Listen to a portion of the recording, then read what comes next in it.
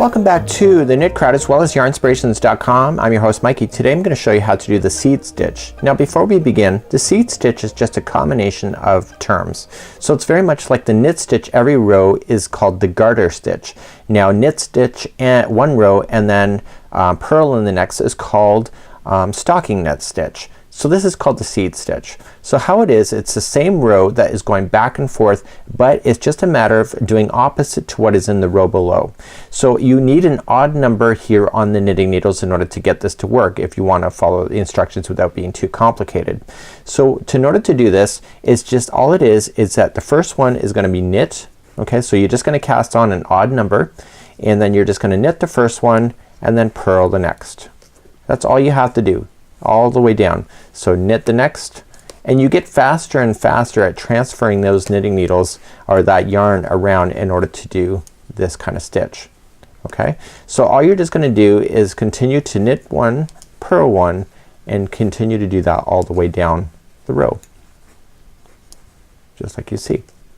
Okay, so you're just doing that, and I'll see you at the end of this row. We'll turn around and I'll show you what to do next. So as I get close to the ending, because it's an odd number, it works out perfectly. So the last stitch here will be a knit stitch, just like you see here. So let's turn our knitting needles around and let's begin again. And I'm going to start and I'm going to be able to get this row. So it's just a matter of resetting the needles. So because it's an odd number, every row is exactly the same. So the first stitch will be a knit stitch again, and then the next one will be a purl. So because this is an odd number, this completely is opposite to what is in the row below, causing the seed stitch to happen. Okay, so it's not like you're gonna have ribs because the things are lining up. This is shifting everything so that it's completely opposite to what's already there. So let me just slow down here. So you can see here is that the stitches are gonna be appearing opposite to each other, giving the seed a look, just like you see here. Okay, so just a matter of just being able to go back and forth, knit one, purl one, and etc. And if you have an odd number, then it's just very easy to remember. So if you have an even number, you can probably still do it, but then there would be two instructions for rows. Row 1 and 2 will be very different from each other. So if you just have an odd number, you don't have to worry about it, and just matter of fact just going back and forth on the same instruction, just like you see. So you do get quicker and quicker at doing this. I know for myself, I'm learning how to knit right now. Daniel was commenting earlier today that I'm actually getting faster and faster with my knitting, and that's actually a good thing. But I have to say, knitting is taking time to learn.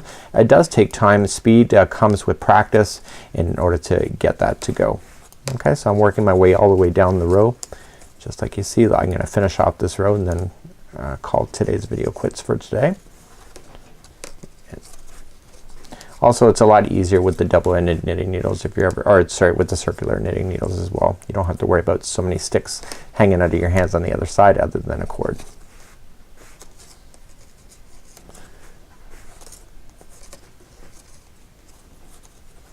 Okay, so this is creating a look on the other side, or on both sides of it being opposite to each other. So it's really a pattern that can be double-sided, not just one-sided. And that's it. So you see the look difference versus the original that we had started with. It looks like there's dabbling seeds, just like so. So this is called the seed stitch, another free pattern available by yarnspirations.com. There are free patterns. I will post that in the article. There's a pillow called Stepping Stripes pillow where this is involved in, and it looks really quite sharp in the colors that they've chosen for that. So until next time, I'm Mikey on behalf of Yarnspirations as well as the Knit Crowd. We'll see you again real soon.